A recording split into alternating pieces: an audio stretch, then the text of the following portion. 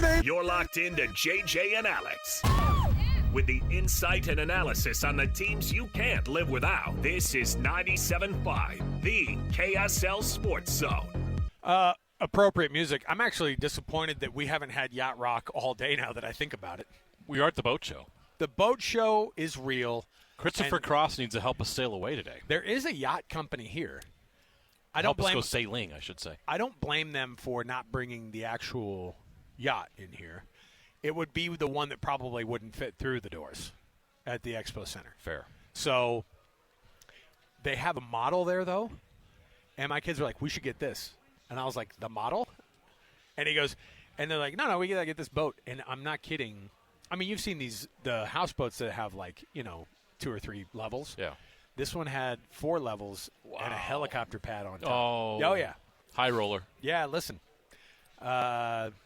I think to have a conversation with them, you got to show up with some bank statements. You know what I mean? Yeah. So, but guess what? They also have awesome deals here at the boat show that are not yachts. I bet you'd actually get a pretty good deal on a yacht. I mean, they'd knock a few $100,000 off. If there's a place for you to get a deal on a yacht, it would be the boat show. Let's do it. Lots going on in the program. We're kicking off the show here at this hour at the boat show. And our guy, he is the BYU insider for KSLSports.com. He is our own Mitch Harper joining us on the show. So let's jump in right here, top of the program. Let's do it. It's time to get the inside info on BYU with Cougar insider Mitch Harper of KSLSports.com on 97.5, the KSL Sports Zone. Trajan Wealth brings you this portion of the show, TRAJAN Wealth.com. It's Trajan Wealth for all your trusted local needs and retirement. Mitch Harper, what's going on, man? How are you, dude? Doing good, guys. Happy to be with you tonight. Good to talk to you. Always good to jam with you a little bit. We just had a massive University of Arizona fan come over to the booth. Convenient time for them to come in and start talking about bearing down and Wildcats and blah blah blah. Look, that was a heck of a game. At least the end of it was a heck of a game. Look, to go into that game playing the number 1 team in the country in your building. But being down by double digits most of the game did not help that team's cause. I know that it was fun to watch the Cardiac Cougs come back, but you can't do that against the number 1 team in the country and feel like you're going to get away with it. No question. And it was, BYU, they got the 3-ball working with them for them, and they had 13 made threes, and I thought that was going to be, a real X factor against an Arizona team that doesn't put up many threes, yet Arizona's style of play once again won the day. They are a tough out. They can beat you in so many different ways, and they didn't even have great play from guys like Koa Pete, Toby Awaka, Krivas, and they still pretty much were in control for about 35 minutes of that game against BYU. BYU's got to play a lot better. I think that there is reason for optimism going forward. I don't think this is a hit the panic button moment for BYU, but they definitely have to respond after that missed opportunity at home. So I'll take the positive approach to this game against Arizona for BYU. They did come back just like they did against UConn. It felt very similar in the way the game ended up shaking out. BYU lost by 3 to the number 1 team in the country, and A.J. DeBonsa and Robert Wright combined to go 9 of 40. They're not going to have many days. I can't imagine them having any more days struggling like that from your top 2 players. Mitch, you see what happens and how important it is that their big 3 has it going on. But I can't imagine you're going to have that rough of a shooting night from those 2 guys, and they still found a way to have a shot to win it at the end. I agree, and because we've seen this entire season that A.J. has been a really efficient player, and nothing was working for him on Monday. Even his signature mid-range shots weren't falling. Nothing was falling for A.J. in that game, and he had a lot of open looks, just didn't hit them. And so I don't expect that much going forward. I mean, if you're going to have the bad performance, let it be, I guess, against the number 1 team in the country. I expect a big bounce-back performance tomorrow against Kansas in a spotlight game where, so many NBA scouts and people are going to be looking to see that A.J. versus Darren Peterson matchup. I think it's going to be a great game. I would expect, a bounce back from A.J. and from Rob Wright, too. I mean, he's so good at getting downhill for this BYU attack, and He's got to do a better job at finishing at the rim. He's been really good, too, at three-point range, about 40% this season. Just kind of an off night for those guys. But I don't expect that to be the norm going forward for them. Mitch, one of the things that this team has done is since they've been in the Big 12, they haven't been afraid of going to play well at Kansas. And going into Fog is never going to be easy. But they need to bounce back, and they need to get some wins here because of how difficult the rest of this, like even just the schedule right in front of them. They're playing a lot of really, really good ranked teams in the Big 12, which it's chock full of. But how do they get this one against Kansas at Fog tomorrow? I think, BYU has got to take care of possessions. They're 14th in the Big 12 right now in Big 12 play in turnovers. That's going to be something that I'm kind of curious to watch for in this one. Kansas has played some pretty good defense. I think Kansas has turned the corner a little bit. I don't put them in the same realm as, Arizona or Texas Tech or Houston. They're kind of in that next grouping with BYU.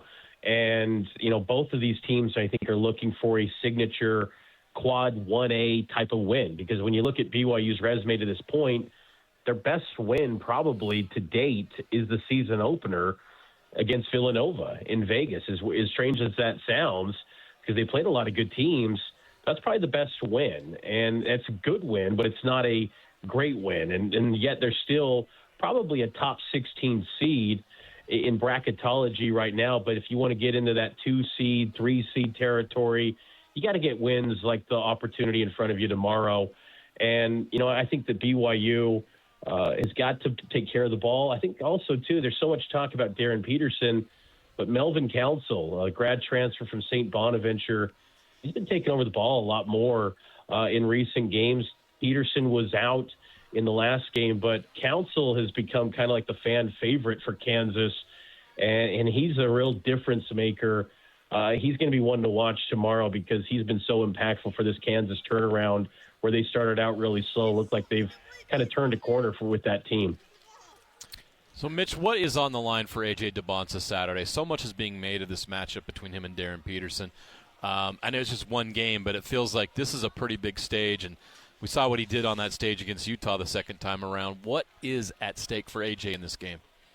It really feels kind of like a narrative game in so many ways, where it just feels like, because really it's like no matter what happens tomorrow, AJ at worst is a number 3 pick, a top 3 pick. Same with Darren Peterson. At worst, probably top 2 for him.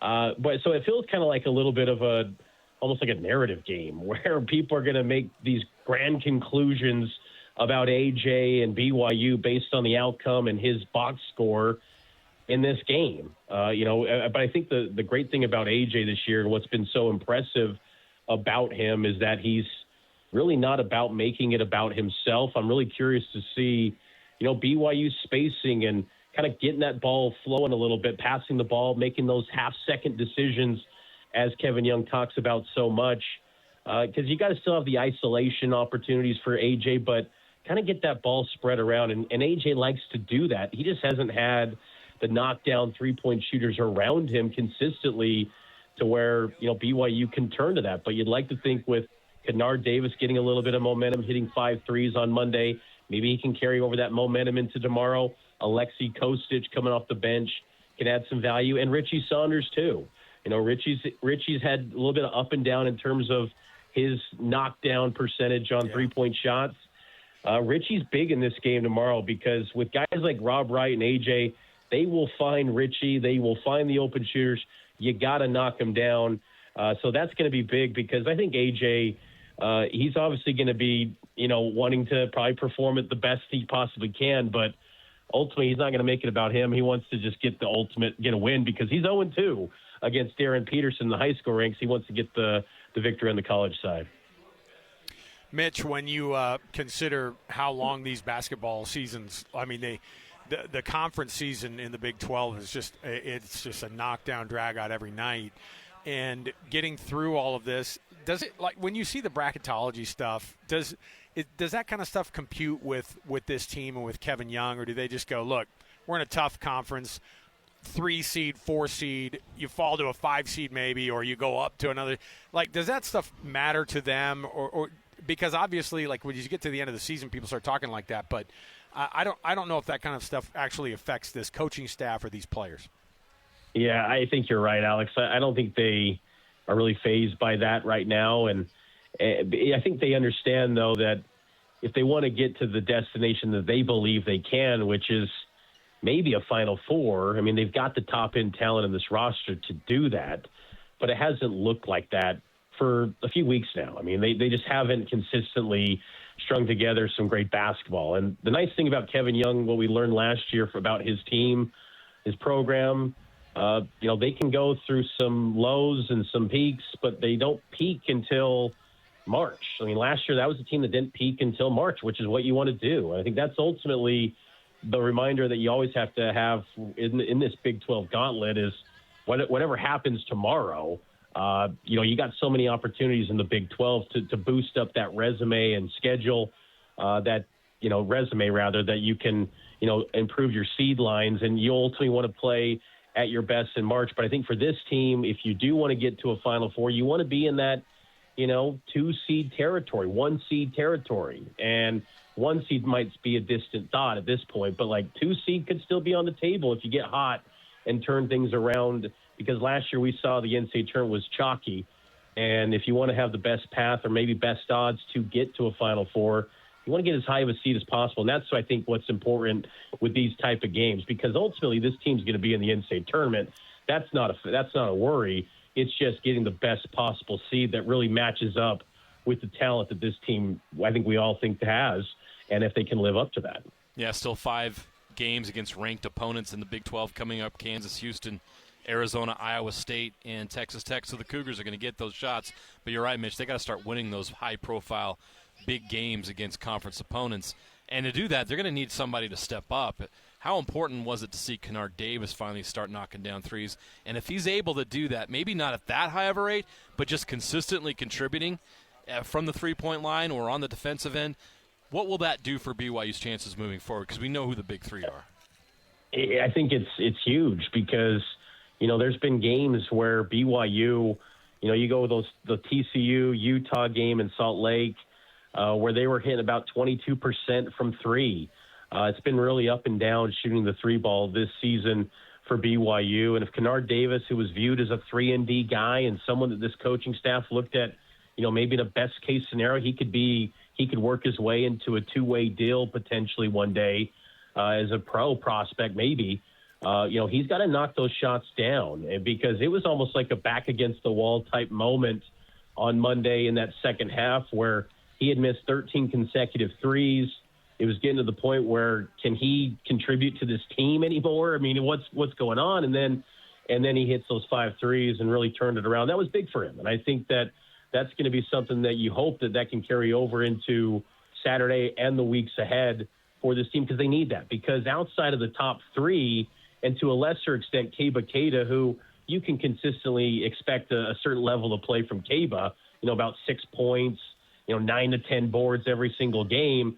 But the rest of it, you don't know what to really expect. And so it'd be nice that you don't have to get, 70 plus from your big 3 every single night, because as of late, especially in these big games, it feels like you almost need 75 points from the big 3 to have a chance. And I still would say tomorrow you probably need at least 70 from the big 3, because I haven't seen enough consistently from the Kennard Davises, from the Alexei Kostiches, to say that you can confidently expect that. But they have given you flashes that maybe they can ease the workload for that big 3 to not have to expect as much in what's going to be a super energized crowd. I mean, at Allen Fieldhouse, it just sounds like, these Kansas fans, they are hyped up for this game. And who would have thought 2 years ago that a BYU game would conjure up this much excitement for a blue blood like Kansas? And that speaks to the growth of BYU's program and the opportunity that's in front of them. So huge opportunity. And I think the big 3 for BYU will show up, but those supporting cast pieces, will they be, deer in the headlight looks for that big stage? That's kind of to be determined. That's going to be something that's interesting to see tomorrow afternoon. Yeah, it's interesting you bring that up, because the wild thing is, and maybe we get convinced of this, but I like BYU actually has the the higher profile, like top end of their roster over a Kansas team in Kansas. So they're just as compelling as Kansas is, and that is it's not a thought of like, oh, they could come in and sneak away from the big time program with an upset that, a couple of years ago that was the case. And now, to be that team that's out there that would have just as much firepower as Kansas is pretty wild. I want to ask you a quick football question. The transfer portal, of course, if players are already in there, they can be signed by teams. How active do you think BYU will be in the next little bit here, I guess, around? Are we going to hear anything between spring, or is it going to be something that we hear maybe post-spring, or what's kind of the rest of how stuff shakes out on a calendar for these players to maybe still sign with BYU or Utah or whomever?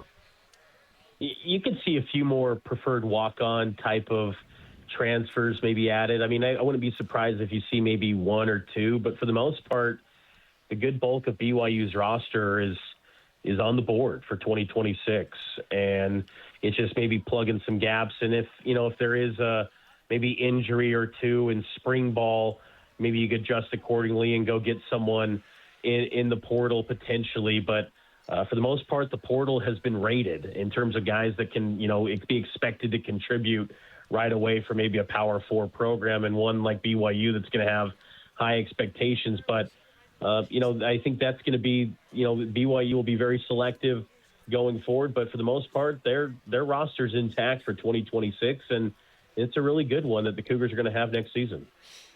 You guys, I'm assuming, are going to have a little bit of a short show for Cougar Sports Saturday tomorrow, right, before you guys walk into coverage of basketball? Yes, we will have coverage beginning. We'll have noon to 1:30, so a 90-minute show on News Radio, and get ready for BYU and Kansas. Should be a really good game. Cougar Sports Saturday. Mitch Harper, of course, you see his byline at KSLSports.com. Nobody in this market better than Mitch Harper covering the BYU Cougars. Mitch, we appreciate it, man. We'll chat with you again. Hey, take care, guys. See you. There you go. Thanks, Mitch. Harper.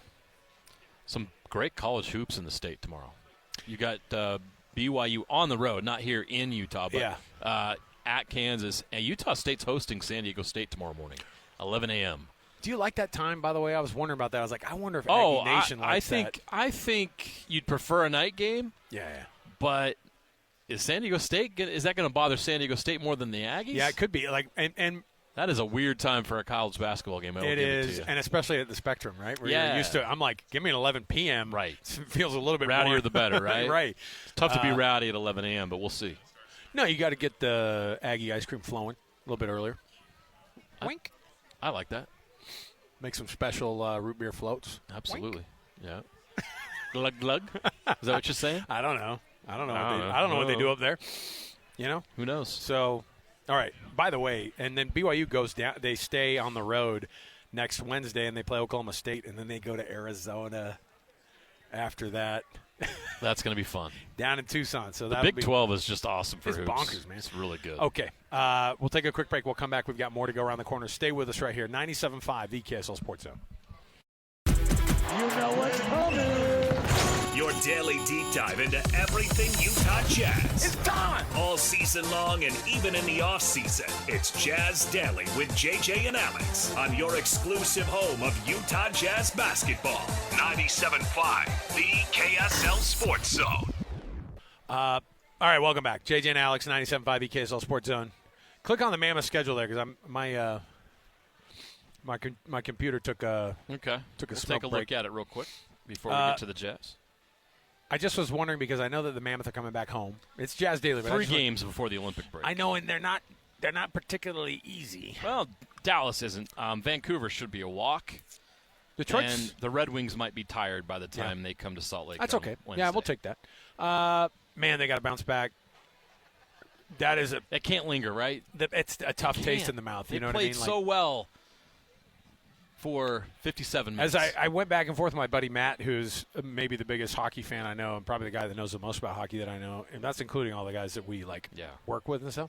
Like he's an expert on this stuff, and he goes, it went so fast. He goes, it happens in hockey sometimes, but he was like in shock. He was like, man, to go 3-1 on this trip, man, they could at least sneak a point man, they just gave up because it happened so fast. You can't have a hangover Yeah. because that can absolutely like derail your feelings about what this team is and I mean not really, but I mean like because they've had such a. I was glad that Travis Yost had kind of a normal view of it. Like, yeah, look, but this is still one of the best teams in hockey right now.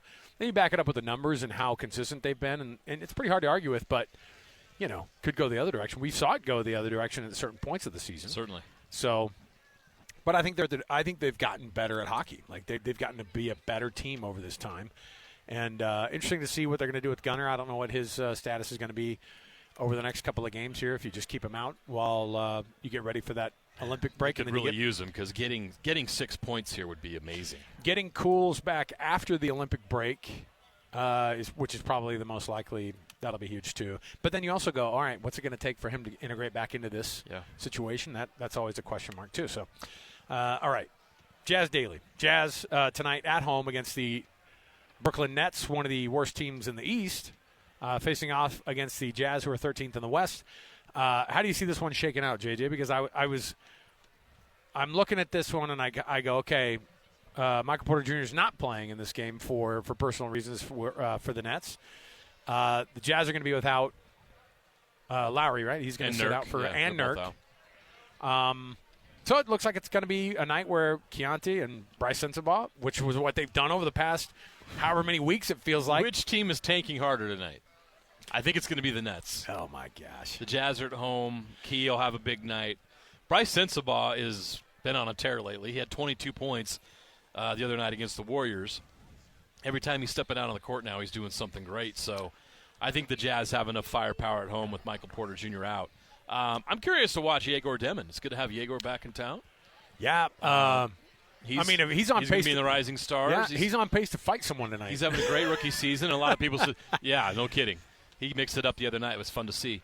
I know. That's what I'm saying. But hey, there's a lot of people that said, oh, Yegor, he can't shoot. He's not going to be able to shoot in the NBA. What did he do? He's gone out and he's been a pretty darn good shooter in the NBA so far. So. But also he's like turned into this like fan favorite because he's like a funny interview.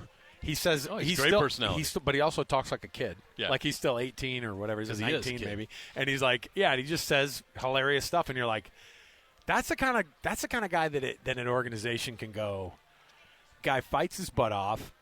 He's, NBA body is to the T. Just like this long dude who could shoot. And, can defend. And so I'm happy for him, too, because that was a really cool – think about just, like, how quickly that came together for BYU. They get Yegor. He's there for a year. He does what he did and ends up being a first-rounder. And then they get the best player in the entire country the next year. Like that's why they're trying to recruit another top 20 guy to bring in next year. Yeah. It's this is what you have to do if you want to compete at that level, and BYU's trying to do it. Pretty crazy. But this Jazz team – I think just as impressive as the run that Key has had this year from a consistency standpoint, a guy who's been popping up obviously more recently, and a guy who's been also pretty consistent during that time frame. Though Bryce Sensabaugh is just as good at scoring the basketball right now as Keontae George is, and he's been a huge part of them staying in games and them being a part of these. And he comes off the bench and scores 20 like nothing. That's the way it's been lately. Obviously, he had that one big 40-point game, so things have kind of evened out over that time. But he's still hitting 20 pretty easy. And if Bryce Sensabaugh is going to get to the point where he can score 20 points consistently, even if it's off the bench, all of a sudden the Jazz have found another element of this rebuild that they can invest in. Now, there's some things he's got to do in other areas of his game, especially defensively, to prove that he can be on the court for 20, 30 minutes a game. But the scoring is there. The ability to put the ball in the hoop is there in different ways, too. I mean, another thing we've seen from Bryce Sensabaugh this year that we hadn't seen quite yet is his ability to get to the rack. I mean, he can throw it down pretty hard when he gets full head of steam. So he's been showing that part of his game as well, becoming a more all-around scorer and not just relying on his jumper. So there's a lot to like about Bryce Sensabaugh right now. And if there's a guy to watch tonight, if Bryce can come off the bench and have another big game, whether or not they win the game or not, obviously there's some Jazz fans that want him to lose. But whatever camp you're in there, you're going to be entertained tonight because the Jazz are going to have a lineup that's going to be fun to watch out there tonight. Which is weird because I think early in the season it was like they're going to have a lineup that's ready to lose tonight. Yeah, like that's how. I mean, last year that was how it was every game. Every game, and I think that now you're like, win or lose, I'm actually going to enjoy watching this team because they won 17 last year, right? Yeah, and they've won 14 this year, 15 this year. Yeah, so they're already obviously well above it, but maintaining that spot. Their pace has slowed dramatically. I think if they continue this pace they're on at currently, they'll only get to about 22 or 23 wins. That's how rough it's been lately. Speaking of rough, whatever sickness has been going around this Utah Jazz team, not good. Yeah. Kevin Love's going to be out. Nurk is also out, presumably. I mean, they're both listed as illness. Cody Williams also listed with illness, but he's questionable. That's a lot of guys. He's not going to go? Sorry. No update yet. So still questionable. But, yeah, so a lot of dudes out.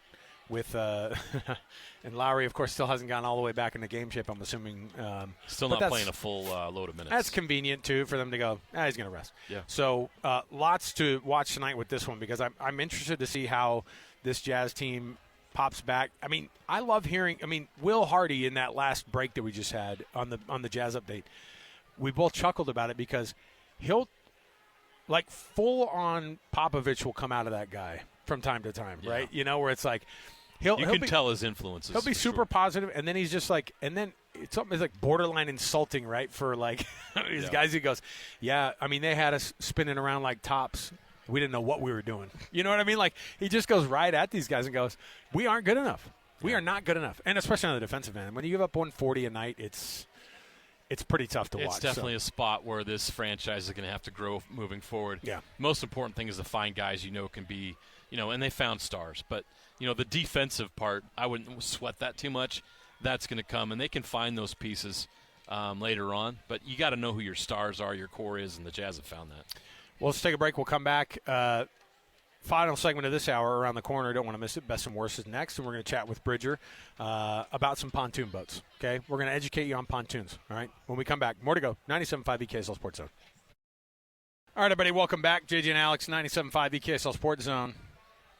This is a fun thing for us because we've obviously been talking about the Ivory Homes big game giveaway. JJ, you've been talking about it for the last few weeks here. We've been getting some people, whittling down some finalists, and getting to know some of those people. So I'll turn the time over to you because this is your gig. But, man, this is a fun time here for us. Yeah, well, I think we got some finalists that are dialed in.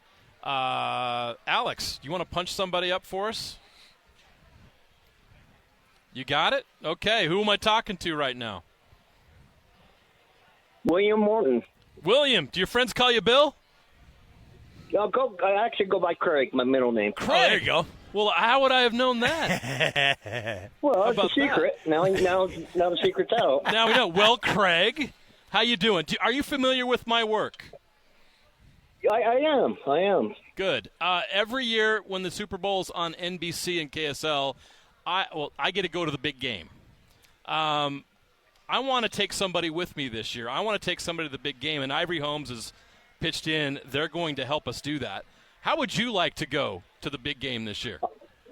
I would love to go. It's a dream come true to be able to do that. Well, Craig, your dream is now reality. We have 2 tickets to the big game on Sunday, February 8th in Santa Clara, California. 2-night hotel stay. Are you available? I'm available. Okay. Heck yeah. All right, and we got a $2,000 gift card for travel expenses. Craig, I have great news. Oh, wow. You are the winner of the Ivory Homes First Down Big Game giveaway. Oh, my gosh. You are going to Santa Clara. Yes. Awesome. That's awesome.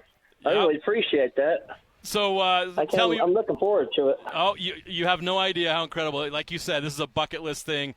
We're so excited to give you this opportunity. Real quick, I just wanted to ask, how did you go check out some Ivory Homes? How did you get registered? Yeah, I've checked out a few, but I actually seen an ad online on Google. Okay. And I just happened to apply for it and was hoping for the best, and apparently the best has got me. Did you make one entry? Just one entry. You got it with one entry? Wow. One entry. Dude, you hit the lottery. God's on my side. Hey, I'm sure you don't care if we call you William or Craig. Either way, I don't care. Either way. We're going to congratulate you. You are going to the big game. Congratulations, you're the winner. Thank you. Thank you very much. I really appreciate that. All right, enjoy it, man. Well, I might see you down there. Yeah, it's going to be a blast. Yeah, I hope so. At least come say hi. You got it. All right. Thanks, man. Appreciate it. Enjoy it. Hey, thank you. Thank you very much. That is so cool. Can you imagine? No, I can't. You know why? Because big game tickets. we give away big game tickets, and no big deal. You get to go every 4 years, but never been. Maybe you should have Ineligible. entered. Ineligible. I should have gone this year just out of the Come sheer. up with an alias. Come up with a Come fake on, man. name. My Seahawks are in there. And Dude, he got it with one entry. good for him. That's awesome. That's really cool. Well, congratulations to him, and that was a cool thing that Ivory Holmes was able to do. Yeah. And to Thank be able you, to Ivory give that Holmes. thing away. That's awesome. Dude, I didn't know that the $2,000 travel expenses situation was. This a is real an deal. incredible prize. So you're going to a hotel. They're not. Are they? Is Craig staying in your room? Is that how it works? I might stay in his room. He's got a really nice hotel. Because I know a guy who's got a $2,000 gift card going down there. It's Craig. Yeah. So if you fall short on the stipend, Craig has a bunch of new friends. dip in, man. Dip in. All right, that's cool. Congrats to him, and thanks. Yeah, start asking for time off right now. You know what I mean? I'm glad we did it a week ahead of time, so it's good. We'll take a break here. We got more to go around the corner, getting you ready for the Jazz at 6:30, so stay tuned. 97.5, the KSL Sports Zone.